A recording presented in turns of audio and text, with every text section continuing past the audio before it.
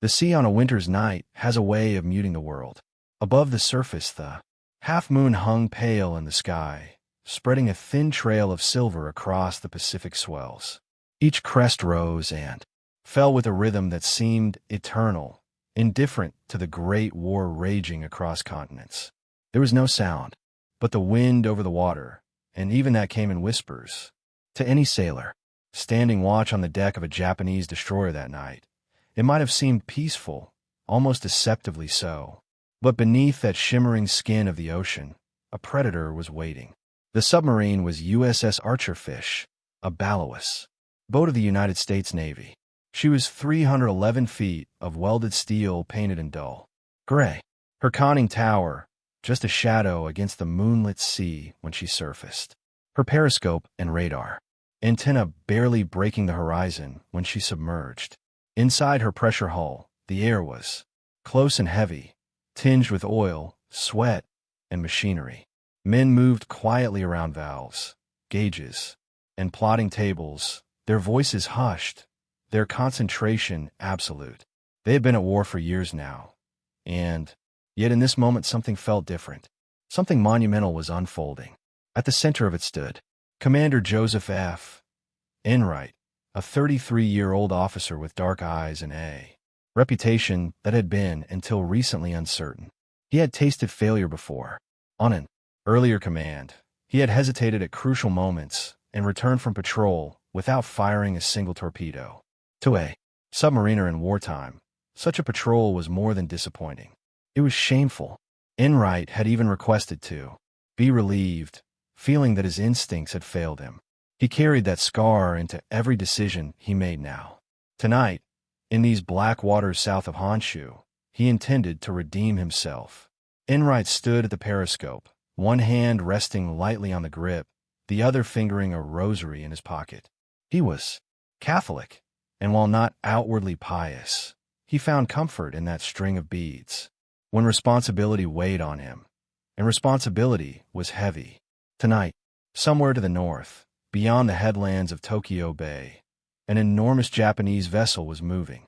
The radar operator had called it out first, just a blip, 12 miles away, steady on a southwest course.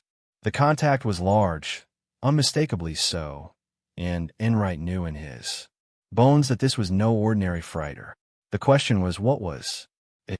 The Archerfish had been assigned to lifeguard duty earlier in the evening, waiting to rescue downed American airmen from raids that never launched. Now free to roam, she had stumbled across a prize, though no one aboard yet knew its true magnitude. Enright's thoughts turned to the great Japanese battleships, the Yamato and Musashi, behemoths that had shaken the seas. Musashi had been sunk at Leyte Gulf just weeks earlier, hammered by waves of American bombers. Could Yamato herself be coming out? Or was this something even stranger, something new? The submarine shuddered slightly as she adjusted course. In the control room, men bent over the plotting board, tracing the lines of relative motion, adjusting bearings with grease pencils. They worked with quiet urgency, knowing that timing and geometry meant life or death. A mistake here would not only lose the target, but could invite destruction from the destroyers that certainly screened her. For now, though, Archerfish kept her distance, shadowing on the surface, using the darkness and the thin edge of cloud to hide her silhouette. Inside the submarine, life was tense, but disciplined. The crew had long since learned to live in tight quarters. Torpedo men slept alongside their weapons in the forward room. Officers shared bunks and shifts, and every man knew his station by instinct. The air carried a constant hum. Fans, pumps, the low murmur of the diesels when surfaced. Men wore sweat-stained karis, some stripped to undershirts in the muggy compartments. On nights like this, nerves heightened every sound. The creak of the hull as the sea pressed in, the slap of waves against the bow, the faint buzz of the radar screen. Each sound was magnified by expectation, and Enright was not about to let expectation become hesitation again. He had resolved that months earlier when he sat across a poker table at Midway Naval Base. A senior officer had studied his aggressive bluffing and asked him, "Joe, Would you command a submarine the way you play cards? His answer had been simple. Yes, that answer had bought him another chance. Now, with the periscope, that chance was about to be tested. What Enright could not know yet was the scale of what lay before him. The ship he was stalking was Shinano, the pride of Japanese shipyards, and its 71,890 tons, fully loaded. She was the largest aircraft carrier the world had ever seen. She had been completed in secrecy, commissioned only days earlier, and sent into the night with skeleton training and unfinished systems. She was supposed to be a symbol of strength, of defiance. Instead, she was steaming unknowingly toward a single submarine commanded by a man who needed redemption as badly as the Japanese Navy needed a miracle. The moon slipped briefly behind a veil of clouds, darkening the horizon. In that moment, the men aboard Archerfish felt the ocean grow even quieter, as though holding its breath. Enright leaned into the eyepiece once more. The silhouette was faint, but there it loomed. He saw the escorts, darker smudges cutting through the water. Around the main vessel, a destroyer turned sharply, racing toward them, and, for an instant, it seemed the hunter had become the hunted. Then, inexplicably, the destroyer sheared off, wheeled back, and resumed station alongside its charge. The chance remained. Enright whispered to his officers, calm but firm, "Stay with her.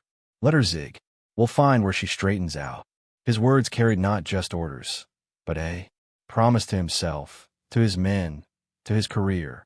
He would not hesitate. This time, he would trust his instincts. He would strike. The clock ticked toward midnight. Somewhere ahead, the largest warship in history moved through the night, unaware that beneath the calm sea, a submarine and her determined captain had locked her in their sights. The stage was set. The game of patience, geometry, and fate had begun.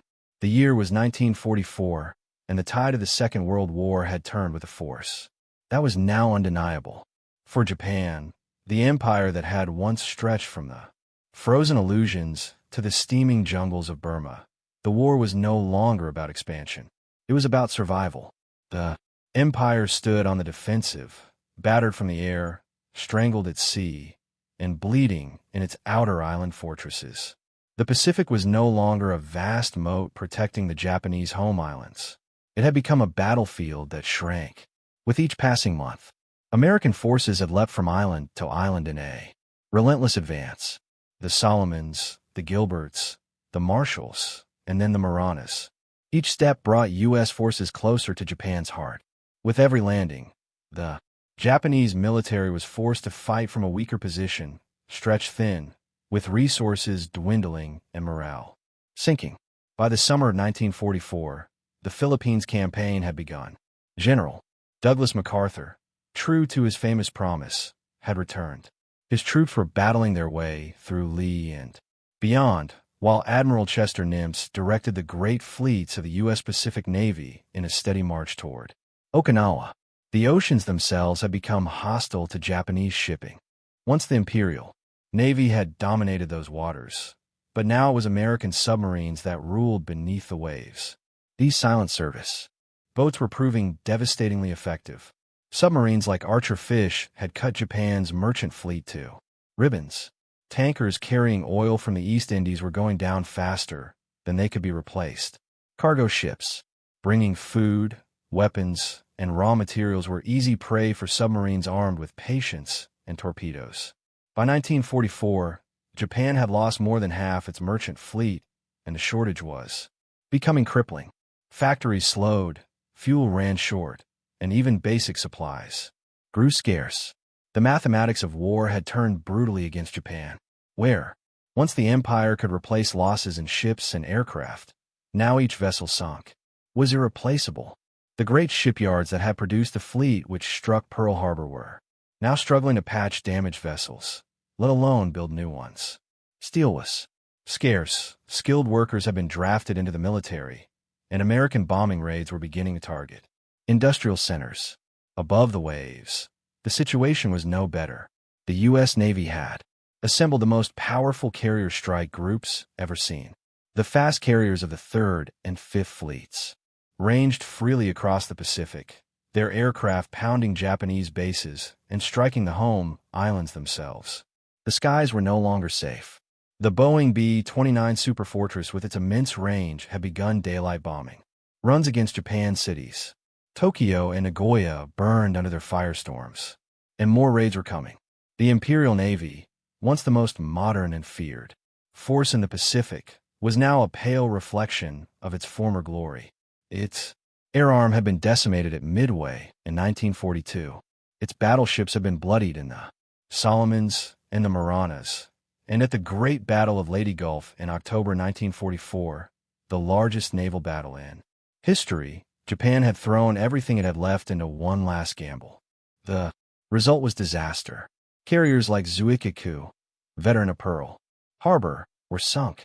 The mighty battleship Musashi was destroyed under the relentless waves of American bombs and torpedoes.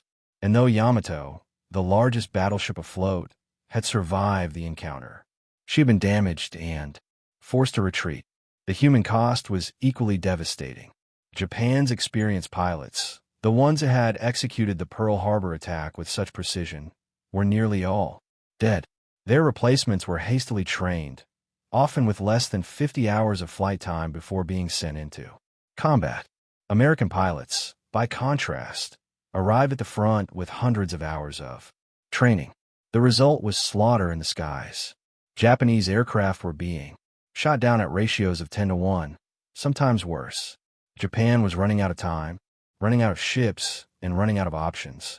Yet, even in this desperate situation, the nation clung to one last hope, that a powerful new weapon could shift the balance, if only for a time. That weapon was not another battleship or a new aircraft design. It was a ship, unlike any the world had seen. A carrier so massive, so heavily armored, and so secret that the Allies had no confirmation it even existed. Her name was Shinano, after the old Japanese province. Born from the hull of a Yamato-class battleship, she was meant to be untouchable, a fortress at sea. Japanese planners believed that if this carrier could be completed and put into action, she might anchor their defensive line around the home islands. Perhaps she could carry enough aircraft and special attack weapons to blunt the American advance, maybe even to threaten the invasion fleets that were surely coming. The strategic thinking behind Shinano reflected Japan's evolving doctrine. No longer could the Imperial Navy dream of decisive battles where superior training and equipment would prevail. Instead, they needed a ship that could survive American air attacks, serve as a floating base for aircraft repair, and deliver the new suicide weapons that were becoming central to Japanese strategy. The Oka rocket-powered kamikaze planes and Shino explosive motorboats represented a grim calculation that Japanese lives could be traded for American ships at favorable ratios. But even as Japan built her, the realities of war pressed in. Shipyard. Workers toiled in shifts that stretched 16 hours or more. Materials were scarce. Quality slipped, and deadlines loomed. The Shinano's completion was rushed. So rushed that vital safety tests were skipped. The Empire needed the ship, and it needed her now. In Tokyo, leaders clung to illusions. If Shinano could steam with a full air group, she might bring down swarms of B-29s. If she could sail to the Philippines, she might disrupt MacArthur's landings. If she could simply appear off Okinawa or Formosa, her mere presence might shake American confidence. The war was slipping away, but perhaps, just perhaps, one great ship could slow the inevitable. Yet, desperation is no substitute for strength. Japan was already resorting to measures that betrayed how dire the situation had become. The Kamikaze Corps was not a sign of strength, but of weakness, an admission that conventional warfare was no longer possible. Young pilots, some barely out of their teens, were being told that their highest service to the emperor was to die, ramming their aircraft into American ships. It was a strategy born of despair, dressed in the language of honor. The seas around Japan were no longer friendly. American submarines hunted the coasts relentlessly. Wolf packs of 3 or 4 boats would coordinate attacks on convoys, sinking escorts and merchantmen alike. In late November, as Shinano prepared to leave her shipyard, Dozens of submarines lurked in the approaches to Tokyo Bay. They had divided the waters into patrol zones, each boat responsible for its sector, all reporting contacts to coordinate interceptions. Most would never know she existed, but one would, and that single encounter would decide her fate. The broader strategic picture was clear to any objective observer. Japan had lost the war. The only questions remaining were how long the fighting would continue and how many would die before the end. But for those caught in the machinery of war, the sailors, the shipbuilders, the pilots, such clarity was impossible. They continued to fight, to build, to hope because the alternative was unthinkable. By November 1944, Japan was an empire under siege. Its seas patrolled by unseen predators, its skies burned by firebombs, its cities trembling under the certainty of invasion. Into that storm sailed Shinano, a colossal ship unready, untested, and carrying the burden of a nation's last hopes. And waiting for her, unseen in the night, was a submarine commanded by a man seeking redemption. Every great warship begins as a drawing. On paper, lines on a blueprint that promise steel, power, and prestige. The story of Shinano began in just that way. But her destiny would change more than once before she ever touched saltwater. She was conceived in 1940 at the height of Japanese naval ambition as the third of the Yamato-class battleships. These were to be the largest, heaviest, most heavily armed battleships ever built, designed to outmatch anything afloat in the American or British fleets. Their armor was thicker, their guns larger, their displacement greater. They were symbols of an empire that sought dominance of the seas. The Yamato class represented a philosophy of naval warfare that dated back decades. Japanese strategic thinkers aware that their nation could never match American industrial capacity believed in qualitative superiority. If Japan could not build more ships than America, it would build better ships. Each Yamato-class battleship would be worth 2 or 3 of its American counterparts. Their 18.1 inches guns could strike targets at ranges where enemy vessels could not respond. Their armor could shrug off shells that would. Lesser ships, 2 of her sisters, were completed to that original design. Yamato and Musashi, each mounting 9 immense guns capable of hurling shells weighing nearly 3,000 pounds farther and with more destructive power than any naval artillery before them. These shells could penetrate 16 in of armor at ranges exceeding 25 miles. Shinano's keel was laid down at Yokosuka Naval Arsenal, one of the Empire's great shipyards, with every expectation that she would follow them into the Pacific as a floating fortress. The construction began with ceremony and pride. Shinto priests blessed the ground where she would rise. The emperor himself was informed of the project. The finest steel was allocated, the most experienced shipbuilders assigned. In the original plans, she would displace 72,000 tons fully loaded, mount the same massive guns as her sisters, and cruise at 27 knots despite her enormous bulk. She represented not just a weapon, but a statement of Japanese technical prowess. But wars have a way of reshaping dreams. In June 1942, Japan suffered a devastating loss at the Battle of Midway. 4 fleet carriers, Akagi, Kaga, Soryu, and Hiryu, were lost in a single day. Along with them went hundreds of experienced pilots and the backbone of Japan's naval air arm. That battle shifted the balance of power in the Pacific permanently. No longer could Japan rely on its carriers to project power as it had in the early triumphs of 1941 and 1942. The loss at Midway forced a fundamental reassessment of naval strategy. Aircraft carriers, not battleships, had proven to be the decisive weapons of modern naval warfare. The age of the big gun was ending. The age of the aircraft had arrived. The Navy's planners looked at Shinano's massive hull, still incomplete, in her dock, and faced a choice: to finish her as a battleship meant to produce another gun platform in an era when carriers determined the outcome of war. To leave her unfinished was unthinkable. Too much had already been invested. The answer was clear. Shinano would be converted into an aircraft carrier.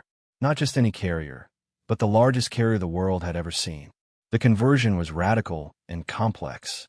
The lower hull, already shaped for a battleship's needs, had to be adapted for entirely different purposes.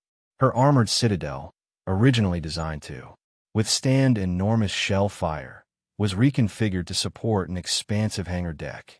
Where gun turrets would have stood, aircraft elevators were installed. The superstructure was redesigned, shifted to starboard in the style of carriers. A flight deck 840 feet long and 130 feet wide was constructed. Above everything else, unlike other carriers, she would not be built primarily to launch vast offensive strikes. Instead, she was envisioned as a support carrier, a mobile fortress that could protect fleets with her armor, repair aircraft in battle, and carry suicide planes and motorboats. Designed for special attack missions, her hangar could accommodate 47 aircraft, with storage for another 70 in crates that could be assembled as needed. She would serve as a floating reserve, replenishing the air groups of other carriers that had suffered losses. This concept reflected the changing Japanese strategy. By 1944, Japan could no longer count on massing hundreds of trained pilots for conventional battles. The experienced aviators who had executed the Pearl Harbor attack were mostly dead. Their replacements were inadequately trained, often with less than 50 hours of flight time. Instead of conventional air power, Japan sought weapons of shock and desperation. Shinano would become their arsenal. The secrecy surrounding her construction was unprecedented. Fearing American bombers would destroy the ship before she ever sailed, the Navy took extraordinary measures. The dry dock where Shinano was being built was enclosed under a massive concrete roof, shielding her from prying eyes in the sky. This roof, supported by enormous steel girders, turned the construction site into a vast covered workshop. The workmen who toiled on her hull were confined within the yard. They lived in barracks on site, forbidden to leave or communicate with the outside world. They were threatened with prison or worse if they revealed a word of what they were building. Military police patrolled the perimeter. Not a single photograph of Shinano under construction was allowed to leave the yard. Even within the Imperial Navy, knowledge of Shinano was tightly controlled. Only a select few officers were permitted to know her specifications. Documents referring to her used code names. When she finally emerged, she would be a surprise not just to the Americans, but even to some of her own countrymen. This level of secrecy created its own problems. Suppliers delivering materials often didn't know what they were contributing to. Coordination between different departments suffered. Mistakes that might have been caught through normal oversight went unnoticed. Her design pushed the limits of naval engineering. With a full load displacement of 71,890 tons, Shinano dwarfed every other carrier afloat. Her armored flight deck, a rarity among carriers, could resist 1,000-pound bombs. Her armored belt, up to 8 in thick at the waterline, gave her a level of protection unknown in carrier design. Her hangar was divided by heavy armor intersections intended to prevent a single bomb or torpedo from crippling the entire ship. Her engines, for steam turbines producing 150,000 shaft horsepower, were designed to drive her at speeds of 27 knots despite her massive bulk. The defensive armament was formidable. 16 5-inch dual-purpose guns in 8 twin mounts capable of engaging both surface and air targets. Over 125 mm anti-aircraft guns were distributed across her hull, creating overlapping fields of fire. 12 28-barrel rocket launchers could fire salvos of explosive shells skyward, creating a curtain of steel against attacking aircraft. In theory, she would be nearly impossible for aircraft to approach, let alone successfully attack. Yet for all this grandeur, Shinano was being born into crisis. The workers building her were no longer the skilled craftsmen who had constructed Yamato and Musashi. Many experienced shipbuilders had been drafted into military service. Their replacements were conscripts, students, even prisoners of war. Quality control, once the pride of Japanese shipbuilding, deteriorated. Welds that should have been x-rayed for. Floors were merely visually inspected. Tolerances that should have been measured in millimeters grew to centime. The pressure to complete her was relentless. Tokyo demanded she'd be ready by November 1944. Work continued around the clock. Men collapsed from exhaustion and were carried away, replaced immediately by others. The heat inside the covered dock in summer was stifling. In winter, workers' hands grew numb from cold. Accidents increased. Men fell from scaffolding, were crushed by moving steel plates, or were overcome by fumes from welding. Each death was hushed up, the war effort deemed more important than individual lives. Materials, too, were compromised. The special steel allocated for her armor was sometimes diverted to other urgent projects. Inferior substitutes were used. Electrical wiring, much of it imported before the war, was now irreplaceable. When supplies ran out, improvised solutions were implemented. Systems that should have been redundant became single points of failure. The great ship was being held together as much by determination as by engineering. Despite these challenges, she took shape. Month by month, her hull rose higher. Her flight deck stretched toward completion. Her island superstructure grew from the starboard side. To those who saw her, even incomplete, she was awesome. Workers would pause in their labor to simply stare at the immensity of what they were building. She was not just a ship. She was a floating city, a monument to human ambition. On the morning of October 8, 1944, Yokosuka Naval Arsenal stood braced for a moment of triumph. After 4 years of secret construction, Japan's greatest shipbuilding gamble was to touch the water for the first time. The atmosphere was electric with anticipation. This was to be more than a launch. It was to be a symbol of Japanese resilience, proof that even under bombardment and blockade, the empire could still create wonders. The day began with elaborate ceremony. At dawn, Shinto priests in white robes arrived to conduct purification rites. They waved streaming wands of white paper, chanted ancient prayers, and sprinkled salt to purify the ground. An altar was erected near the bow. Offerings of rice, fish, and sake placed before it.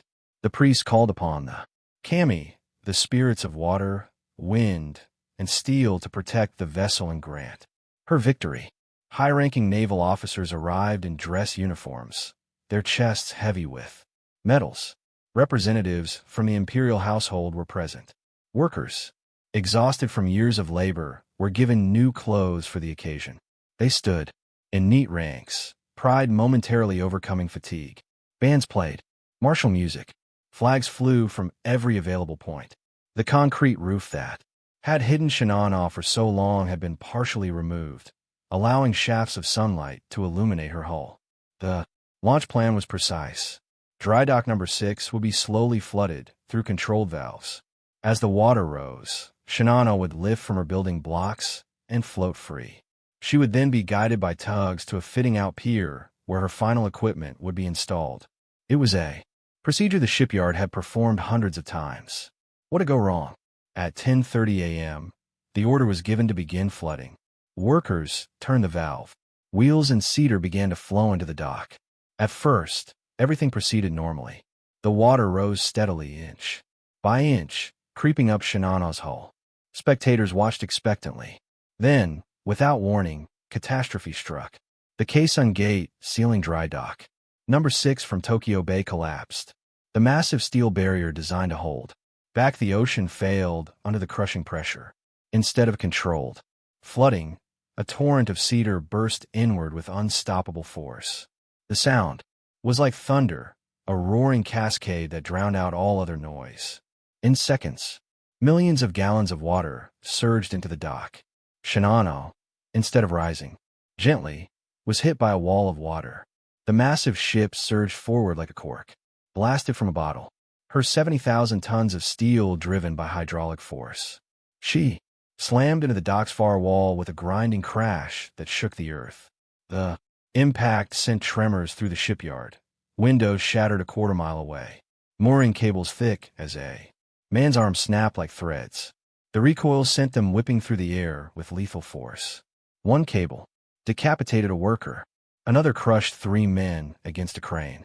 The great hull rebounded from the impact and swung sideways, her stern smashing into the dockside wall. She seesawed back and forth, a massive pendulum of destruction, crushing everything in her path. For long minutes, chaos reigned. Absolute. Workers fled in panic, some diving into the churning water to escape the swinging hull. Others were swept away by the torrent. Officers shouted, orders that no one could hear over the roar. The carefully choreographed ceremony had become a disaster.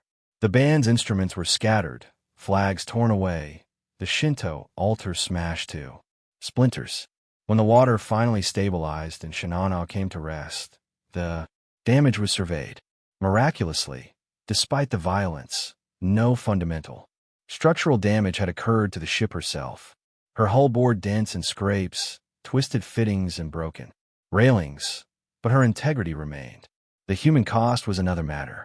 17 workers were dead, 43 injured. Some bodies were never recovered, swept out to sea, or crushed beyond recognition. But perhaps the greatest damage was psychological. To the Japanese workers and sailors, ships were not mere machines. They possessed spirits, souls that needed to be properly honored. A ship whose launch was marked by disaster was considered cursed by the Kami. The violent, uncontrolled launch was the worst possible omen. Word spread quickly through Yokosuka, then beyond. Whispers followed wherever Shinano's name was mentioned. She killed men before she even touched the sea. The ocean itself tried to reject her. The Kami have turned their faces away. Captain Toshio Abe, newly appointed to command Shinano, tried to suppress such talk. A stern, practical officer who had survived Midway, he had no patience for superstition. In a speech to the crew, he dismissed the accident as meaningless. Steel and engines have no spirit, he declared. Discipline and training win battles, not omens. But even as he spoke, he could see doubt in his men's eyes. Sailors are superstitious by nature, and Japanese sailors especially so. Many made private offerings at shrines, seeking protection against the curse they believed clung to their ship. The repairs from the launch disaster were rushed, as everything about Shinano had become rushed. New plates were welded over damaged areas. Bent fittings were hammered straight or replaced. Paint covered the scars. Within 3 weeks, external evidence of the catastrophe had been erased, but those who had witnessed it could not forget. The image of that massive hull slamming back and forth, the screams of crushed workers, the sense that something fundamental had gone wrong. These memories persisted. Work resumed at an even more frantic pace. The November deadline loomed, and the accident had cost precious time. Safety procedures, already compromised, were further reduced. The watertight doors that should have been tested under pressure were merely checked to see if they closed. Electrical systems that should have been thoroughly inspected were given cursory reviews. The assumption seemed to be that if Shinano looked complete, she was complete. The crew assigned to her reflected this haste. Normally, a carrier's complement would train together for months before deployment. They would drill until every man knew not just his own job, but could fill in for others. Damage control, the art of saving a wounded ship, required particular expertise. Teams needed to work in perfect coordination, sealing compartments, manning pumps, fighting fires, all while potentially in darkness with the ship listing. But Shinano's crew was assembled from wherever men could be found. Veterans from sunken ships, new recruits fresh from training, workers conscripted from civilian life. They were thrown together with minimal organization. Many didn't even speak the same dialect of Japanese. The officers tried to conduct drills, but time was too short. The crew too green. When they practiced damage control procedures, confusion reigned. Men got lost in the maze of passages. Equipment was in the wrong places. Orders were misunderstood. Among the crew, talk of the curse persisted. Petty officers reported that men were requesting transfers, claiming illness, even injuring themselves to avoid sailing on Shinano. The ship's chaplain, a Buddhist priest, conducted blessing after blessing, trying to calm fears. But each ceremony seemed to emphasize the problem rather than solve it. Why did the ship need so many blessings if nothing was wrong? November arrived with urgency. The deadline was no longer approaching. It had arrived. Ready or not, Shinano had to sail. The American submarine, threat grew worse. Each day, intelligence reported dozens of enemy boats operating in Japanese waters. B-29 bombers were ranging farther from their bases in the Marianas. It was only a matter of time before they discovered and destroyed Shinano at her dock. The final weeks of preparation took on a desperate quality. Equipment that should have been carefully installed was literally thrown aboard. Crates of supplies were stacked wherever space could be found. The special weapons she was to carry, 50 Oker suicide rocket planes, and several Shinoyo explosive motorboats were loaded into her hangars. These weapons, themselves symbols of Japan's desperation, seemed appropriate cargo for a desperate ship. On November 11, 1944, Shinano was officially commissioned into the Imperial Japanese Navy. The ceremony was subdued compared to the attempted grandeur of her launch. No bands played. Few dignitaries attended. Captain Abe read the official orders in a flat voice. The rising sun flag was raised on her mast. She was now officially a warship, though hardly a ready one. The commissioning revealed just how incomplete she was. Of her 12 boilers, only 8 were operational. This reduced her maximum speed from the designed 27 knots to about 20 knots. Her radar systems were only partially functional. Half of her anti-aircraft guns lacked adequate ammunition. The aircraft elevators that would lift planes from hangar to flight deck had never been tested under load. Most critically, many of her watertight doors, the barriers that could seal off flooded compartments, had never been tested under pressure. Captain Abe compiled a list of deficiencies that ran to 17 pages. He submitted it to Naval Headquarters with a request to delay sailing until at least critical repairs could be completed. The response was swift and uncompromising. Shinano would sail as scheduled. The naval staff's reasoning was political as much as military. Word of the supercarrier's existence was spreading. She needed to be revealed as a symbol of strength, not discovered as a bombed wreck. The sailing orders were specific. Shinano would depart Yokosuka on the night of November 28th, steam south along the coast, and reach Core Naval Base in the Inland Sea. There, protected from submarines by narrow straits and from bombers by distance, she would complete her fitting out. The voyage would take only about 20 hours. What could go wrong? In 20 hours? The crew prepared with a mixture of pride and dread. They were sailing on the world's largest warship, a technological marvel. Yet they were also sailing on an unfinished ship with an untrained crew, many of whom believed her cursed. Last letters were written home. Personal effects were stowed. Some men visited Shinto shrines, leaving offerings and prayers. Others got drunk on sake, trying to drown their fears.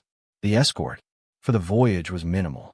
Just 3 destroyers, Isakaze, Yukaze, and Hamikaze.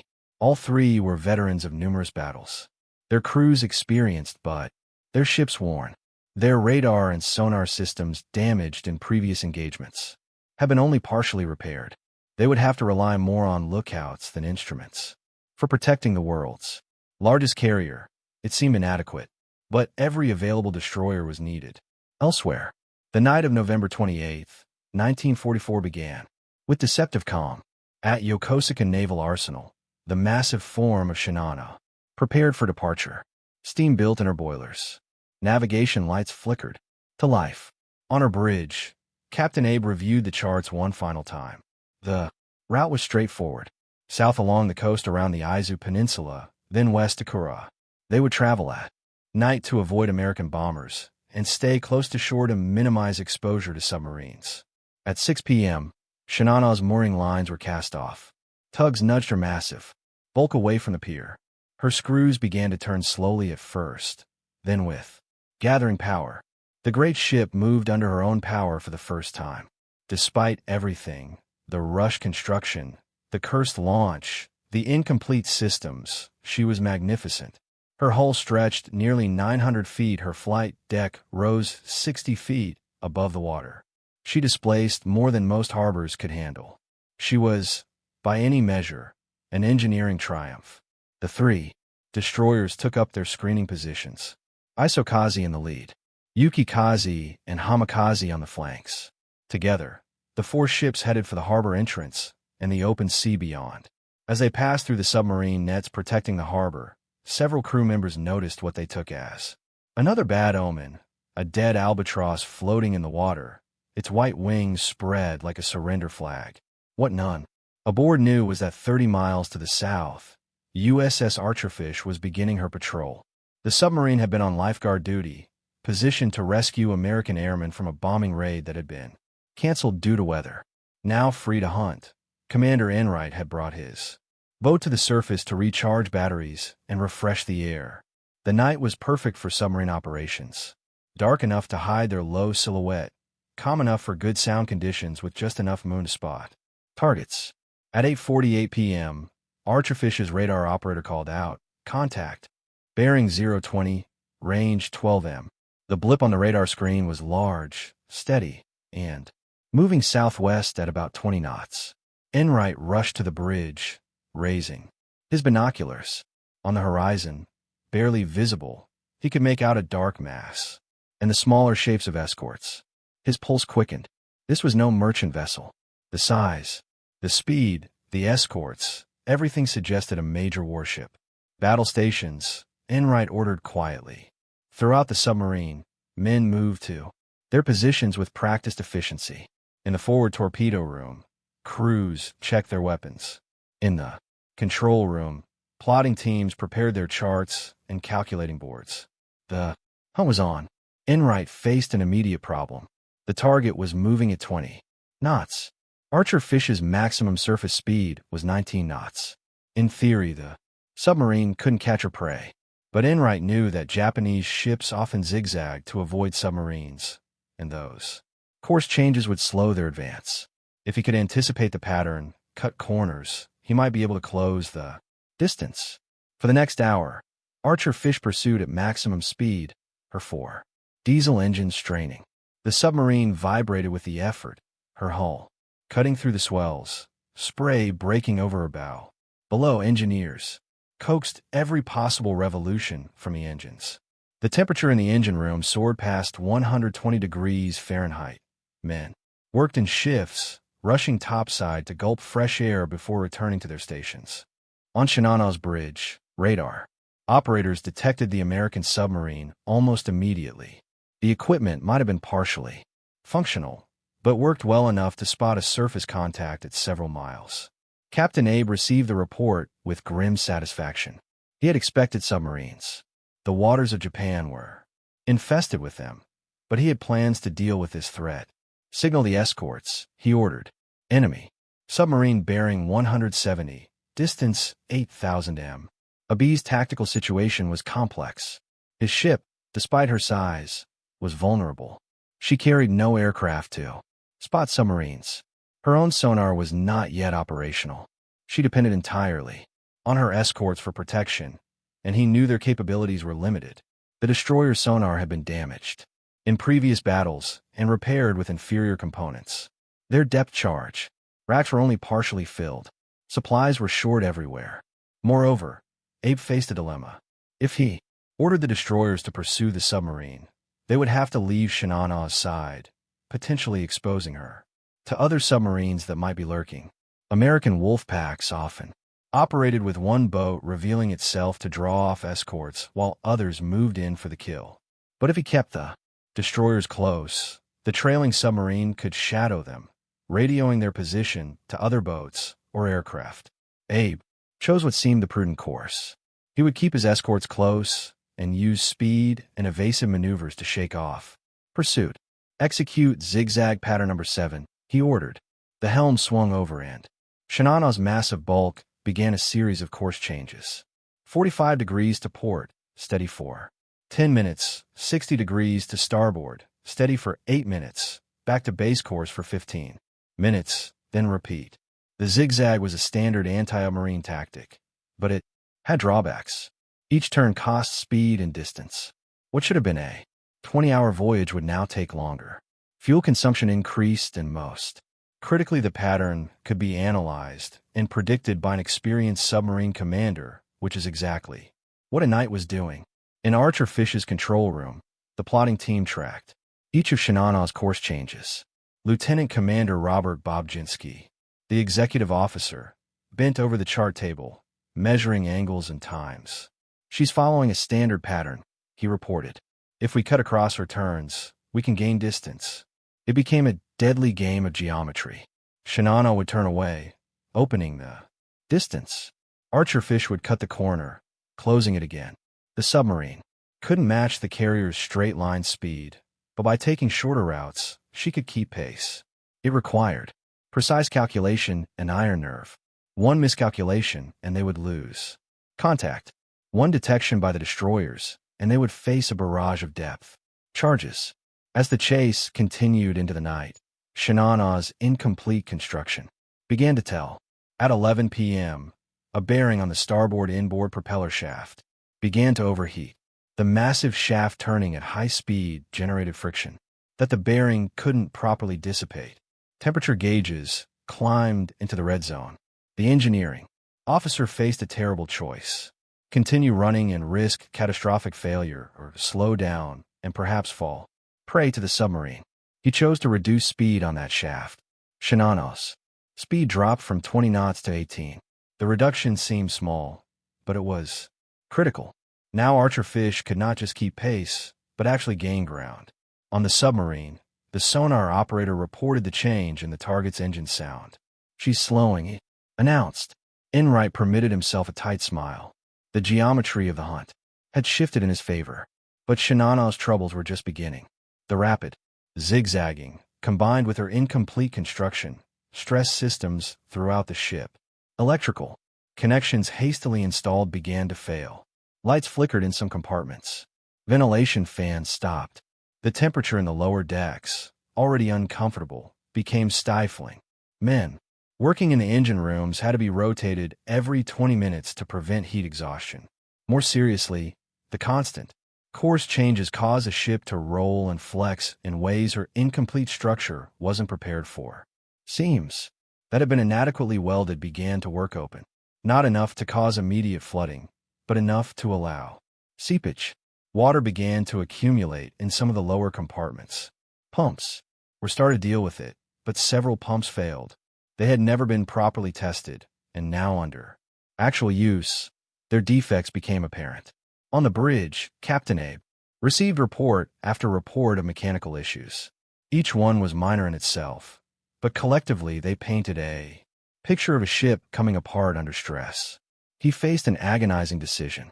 He could slow further, nursing his ship to port, but making her an easier target, or he could maintain speed and risk more serious breakdowns.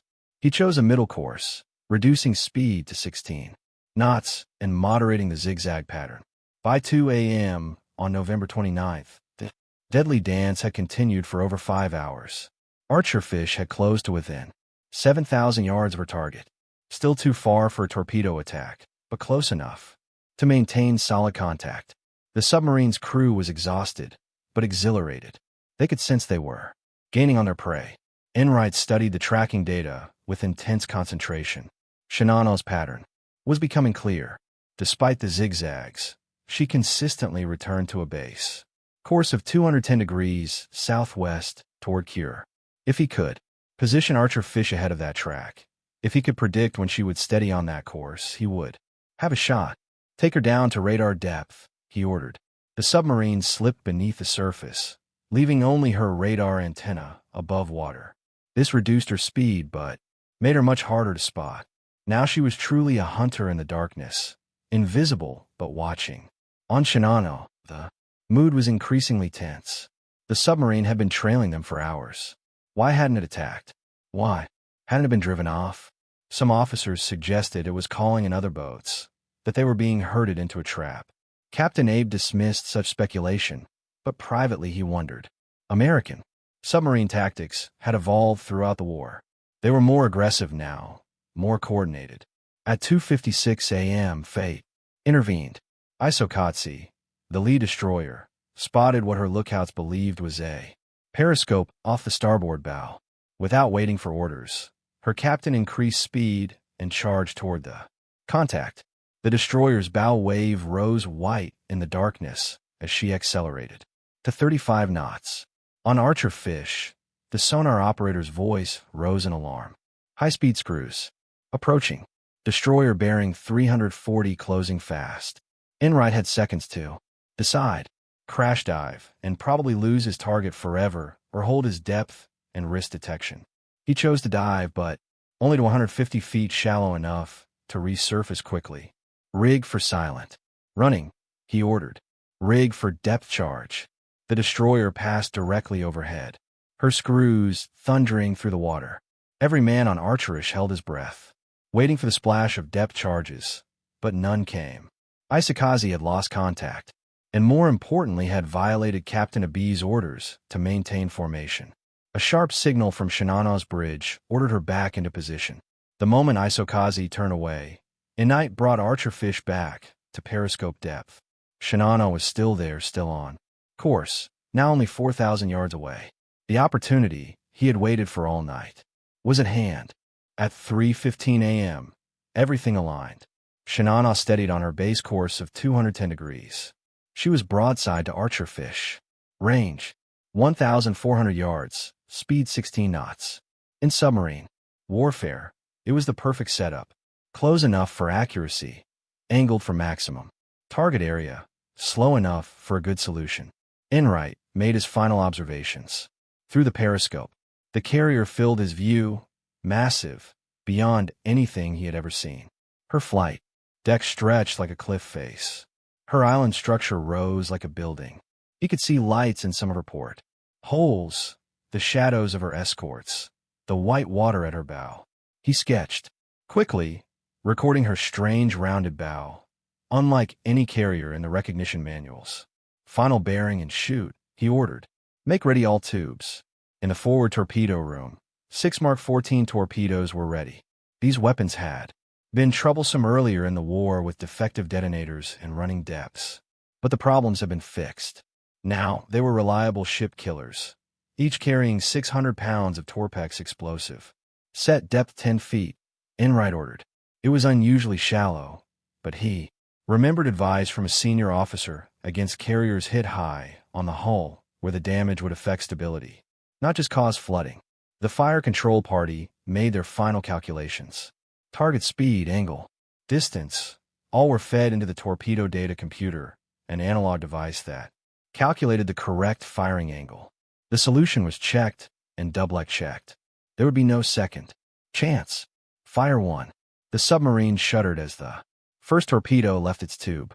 A blast of compressed air ejected the weapon, which immediately came to life, its propellers spinning, driving it toward the target at 46 knots. Fire 2. 8 seconds between shots, giving each torpedo time to clear before the next launched. Fire 3. Fire 4. Fire. Fire 6. In less than a minute, 6 death sentences were racing through the water toward Shinano. The torpedoes ran hot, straight, and normal, exactly as designed. Their wakes, barely visible in the darkness, drew straight lines toward the carrier's hull. On Shinano's bridge, lookouts spotted the wakes too late. Torpedo starboard, came the cry. Captain Abe ordered full rudder, but the carrier's massive bulk responded slowly. She had barely begun her turn when the first torpedo struck. The explosion was tremendous. A column of water shot up, alongside the hull higher than the flight deck. The ship lurched to port from the impact. Before the crew could react, the second torpedo hit, then the third, then the fourth. 4 hits in less than 30 seconds, all on the starboard side, all between the bow and the island structure.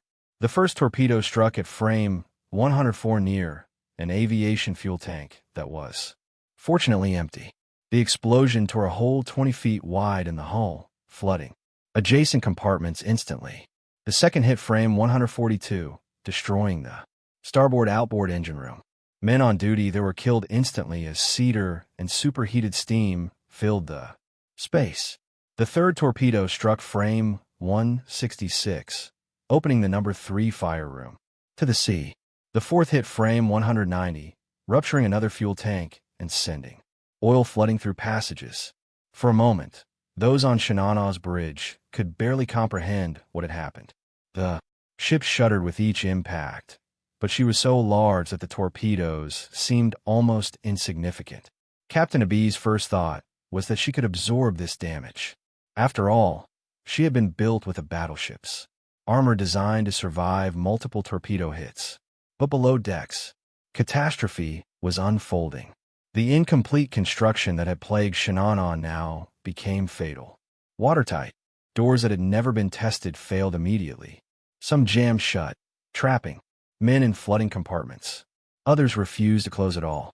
Seams that had been hastily welded split open under pressure. Electrical panels, soaked with cedar, short-circuited in showers of sparks. The damage control teams responded as best they could, but they were fighting a losing battle. The men had never drilled together as a unit. Orders were confused, contradictory. Some teams rushed to flood countervailing compartments on the port side to correct the list. Others tried to pump out flooded areas. The two efforts worked against each other. In the engine rooms, the situation was desperate. The starboard engine rooms were flooding rapidly. Engineers worked in rising water, trying to maintain power to the pumps. When water reached the electrical panels, explosions of sparks forced them to retreat. One by one, the starboard engines fell silent. The list increased steadily, 5 degrees, then 10, then 13. On the flight deck, aircraft and equipment began to slide. Sailors formed human chains trying to secure loose items, but it was futile. A fuel truck broke free and crashed into the island structure. Boxes of ammunition tumbled into the sea. Captain Abe maintained rigid composure on the bridge. He ordered counter-flooding to correct the list. He set course for the nearest land, hoping to beach the ship. He dispatched messages to Naval headquarters. Shinano torpedoed position.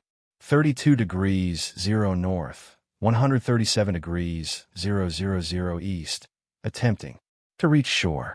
But even as he gave these orders, he must have known the truth. The reports from below were uniformly grim. Flooding was out of control. The pumps couldn't keep pace. Half the crew didn't know their damage control stations. The ship was dying. Back on Archerfish, Enright had taken the submarine deep immediately after firing. Now came the most dangerous moment for any submarine, the counterattack. Above them, Japanese destroyers were racing back and forth, their sonar pinging, their crews preparing depth charges. 400 feet, Enright ordered. Rig for silent running. The submarine descended into the darker waters. Every man aboard silent, breathing shallowly. They could hear the destroyers above. The high-speed whine of screws, the ping of active sonar, the splash of depth charges entering the water. The first pattern exploded. 5 charges, detonating in sequence. The submarine shook. Light bulb shattered. Cork. Insulation rained from the overhead. But the explosions were distant, at least 500 yards away. The Japanese sonar, damaged and poorly maintained, couldn't get a precise fix on the submarine. More charges followed, 14 in total. Each explosion sent shock waves through the water, rattling the submarine, but none were close enough to cause serious damage. After an hour, the sounds above grew distant. The destroyers had given up the hunt and returned to their dying charge. When Enright finally brought Archerfish back to periscope depth at dawn, the horizon was empty. Whatever had happened to the giant carrier was gone. As dawn broke on November 29th, Shinano was in her death throes. The list had increased to 20 degrees. Walking on the tilted decks was becoming impossible. Men used ropes to pull themselves up the slanted surfaces. In the hangar deck, the ochre suicide planes had broken loose, sliding into each other, their volatile rocket fuel creating an extreme fire hazard. The flooding had spread far beyond the initial torpedo damage. This was the phenomenon naval architect called progressive flooding. Water finding paths through doors, vents, cable runs, any opening spreading like cancer through the ship. Compartments that should have been safe were filling. The weight of water, thousands of tons of it, was dragging Shinano deeper. Captain Abe made one last attempt to save his ship. He ordered all engines ahead full, trying to drive Shinano towards shore. But with only the port engines functioning, the ship could barely make 10 knots. She was traveling in circles, her rudder unable to compensate for the uneven thrust. At 8:30, Abe authorized the emergency signal, prepare to abandon ship. It was not yet an order to abandon, but a warning to be ready. Sailors began gathering on the flight deck, helping wounded comrades up from below. Life jackets were distributed. The destroyers moved in closer, preparing to pick up survivors. Below decks, scenes of heroism and tragedy played out. Engineers remained at their posts, keeping the lights on and the pumps running until water drove them out. Medical officers worked in tilting sick bays, trying to evacuate patients. In one flooded compartment, 30 men were trapped behind a jammed hatch. Their hammering could be heard for an hour before it stopped. The end came quickly. At 10:18, the list suddenly increased to 35 degrees. Equipment, aircraft, and men began sliding uncontrollably down the flight deck into the sea. The order came. All hands abandoned ship. But for many, it was too late. The list increased so rapidly that hundreds were trapped inside. Others, trying to climb the tilted deck, lost their grip and fell. Some jumped from the flight deck, a 60 FT drop that killed many on impact. Captain Abe remained on the bridge. As was tradition, he would go down with his ship. He tied himself to the helm, determined to maintain dignity to the end.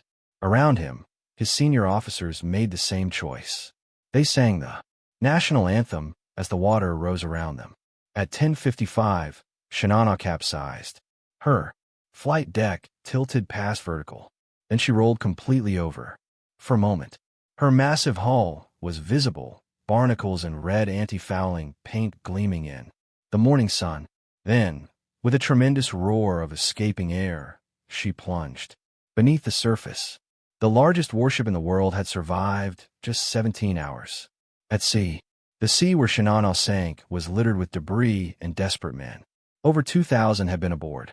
Now hundreds struggled in the oil-slicked water. The 3 destroyers moved among them, picking up survivors. But the rescue was selective. Naval tradition held that officers should be saved first. Some destroyer captains, hardened by war, refused to pick up men who showed panic. Save only the brave. One captain told his crew. The result was tragedy upon tragedy. Men who had survived the sinking drowned within sight of rescue ships. Others, covered in oil, were too slippery to grab and slipped beneath the waves. The winter sea was cold. Hypothermia claimed those who weren't picked up quickly. When the rescue ended, 1,080 men had been saved. The remaining 1,435, including Captain Abe and most of his senior officers, were dead. It was one of the largest losses of life in a single ship sinking during the Pacific War. For Japan, the loss was catastrophic, but had to be hidden. Shinano had been a state secret. Her loss would remain one. Survivors were sworn to secrecy. Families of the dead were told only that their loved ones had died in action, not where or how. The official records were sealed. To the Japanese public, Shinano had never existed. But secrets are hard to keep in war. American Costa Ricans reading intercepted messages learned of the sinking within days. The name Shinano appeared in decoded traffic along with her position when torpedoed. Intelligence officers were puzzled. They had no record of a ship by that name. What had Archerfish sunk? When Enright filed his patrol report in December, claiming to have sunk a carrier of unprecedented size, he was met with skepticism. Navy intelligence insisted no such carrier existed. The highest they would credit him with was a 28,000-ton carrier, still significant, but far short of reality. Only after the war, when American investigators gained access to Japanese records, was the truth revealed. Shinano had displaced 71,890 tons fully loaded. She was indeed the largest carrier ever built at that time, and remains the largest warship ever sunk by a submarine. Enright's instincts had been correct, his redemption complete. The story of Shinano's single voyage carries lessons that transcend the specific events of November 1944. It is a tale of hubris and humility, of grand ambitions undone by fundamental flaws, of how the smallest predator can fell the mightiest prey if conditions align. For Japan, Shinano represented the failure of the decisive weapon philosophy. Throughout the war, Japanese strategists had sought single war weapons, super battleships, divine wind attacks, miraculous carriers. But wars are won by systems, not symbols. While Japan built one massive carrier, America built dozens of smaller ones. While Japan rushed incomplete ships to sea, America took time to train crews properly. The result was inevitable. The technical lessons were equally clear. Size without reliability is vulnerability. Armor without proper damage control is false security. A ship's strength lies not just in steel, but in the training of her crew, the quality of her construction, the integrity of every weld and seal. Shinano failed not because her design was flawed, but because her execution was incomplete. For the submarine force, the sinking validated their war of attrition. Submarines, relatively cheap and crude, by fewer than 100 men, could destroy capital ships worth thousands of times their cost. The silent service had proven it could strike anywhere, anytime, against any target. The age of the submarine as a strategic weapon had truly arrived. Commander Enright's personal journey from failure to redemption resonated throughout the Navy. His story showed that one failure need not define a career, that persistence and courage could overcome past mistakes. He had faced his demons and emerged victorious. The Navy Cross he received was not just for sinking Shinano, but for the determination to stay in the fight after earlier defeats. The human cost haunts the story. Over 1,400 Japanese sailors died, many of them conscripts who had never wanted to go to war. They died trapped in flooding compartments, thrown from tilting decks, or abandoned in cold water. Their sacrifice achieved nothing. Shinano never launched a plane in anger, never defended the homeland, never justified the resources spent on her construction. Today, Shinano rests in 4,000 m of water off Cape Omazaki. She lies upside down, her flight deck buried in sediment, her hull slowly collapsing under the pressure of depth and time. She is a tomb for the men who died with her, and a monument to the age when nations believed that bigger meant better, that one perfect weapon could change everything. Modern naval strategists study Shinano as a cautionary tale. In an age of nuclear carriers and ballistic missile submarines, the lessons remain relevant. Complexity requires competence. Size demands support. No ship, no matter how powerful, is stronger than the system that builds, maintains, and operates it. The sinking also demonstrates the role of chance in war. Had Shinano sailed a day earlier or later, had Archerfish been assigned elsewhere, had the torpedoes run deep instead of shallow, history would be different. War is not just strategy and technology, but also luck and timing. On that November night in 1944, all the variables aligned perfectly for Archerfish and catastrophically for Shinano. In the years after the war, the story of Shinano and Archerfish became legend in naval circles. Authors wrote books. Historians analyzed the engagement. Veterans shared their memories. Each, telling added details, corrected errors, built the narrative that we know today. Commander Enright went on to a successful naval career, retiring as a rear admiral. He rarely spoke publicly about the sinking, maintaining the quiet professionalism of the submarine service. When asked about that night, he would say simply, "We did our duty. The torpedoes worked. We were lucky." But those who knew him understood that it meant everything. The vindication of his courage, the proof that he belonged in command, the second chance that he had seized. The crew of Archerfish held reunions. For decades, they would gather these aging men who had once been young sailors and remember their moment of glory. They told stories of the long chase, the tension of the approach, the thunder of the torpedoes hitting home. But they also remembered Shinano's crew, fellow sailors who had died doing their duty. War had made them enemies. Time made them all simply men who had served at sea. Some survivors of Shinano also told their stories after the veil of secrecy finally lifted. They spoke of the chaos, the fear, the sight of their mighty ship rolling over and sinking. They remembered Captain Abi's final moments, standing at attention as the water rose. They remembered comrades who had helped them escape flooding compartments, who had given up life jackets, who had pushed others to safety before being pulled under themselves. In Japan, Shinano became a symbol of the war's last phase. Grand gestures that achieved nothing, magnificent failures that only added to the suffering. She represented the danger of believing one's own propaganda, of confusing appearance with reality, of rushing toward disaster, rather than accepting defeat. For America, the sinking reinforced the democratic nature of naval warfare, that 80 men in a submarine could defeat thousands in a carrier, that patience and skill could overcome size and armor. It was David and Goliath written in steel and torpedoes, proof that in war, the smallest unit could achieve strategic victory. The wreck of Shinano was discovered in 2019 by deep-sea explorers. The images they brought back showed a ship remarkably intact despite decades underwater. Her hull, built to battleship standards, had resisted the pressure that would have crushed lesser vessels.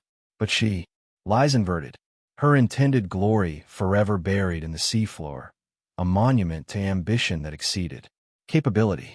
Today, as nations again compete to build the largest, most powerful warships, Shinano's story remains relevant. Technology advances, but the human factors that doomed her persist. Ships are still built in haste. Crews still sail with insufficient training.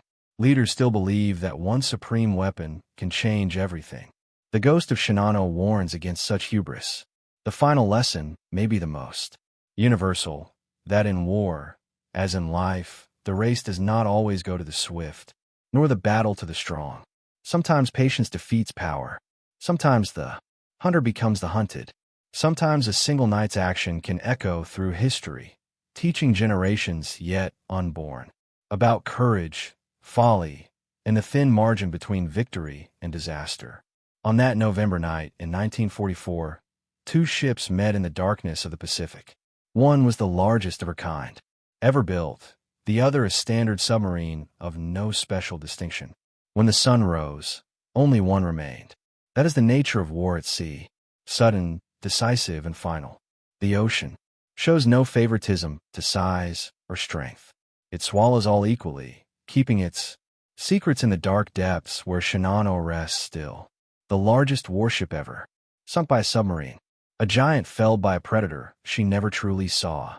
When the sea finally closed over Shinano, more than 1,400 Japanese sailors vanished with her.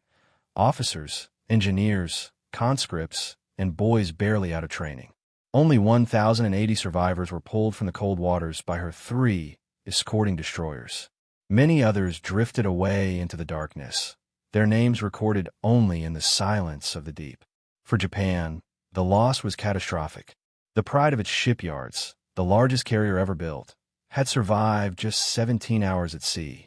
Her death marked not only the failure of a single ship, but the collapse of an entire doctrine, the belief that size and armor could replace training, discipline, and readiness. For the United States, the victory came at no cost. USS Archerfish returned to port without a scratch. No man was lost, no damage sustained. 6 torpedoes, fired in a calm moment of precision, had changed history. The balance sheet of that night was stark. Japanese losses: 1 carrier, Shinano, 1,435 dead. American losses: none. And so the ocean kept its secret, the largest warship ever sunk by a submarine. A giant undone by the smallest of hunters. And a reminder that in war, as in life, even the mightiest can fall in silence.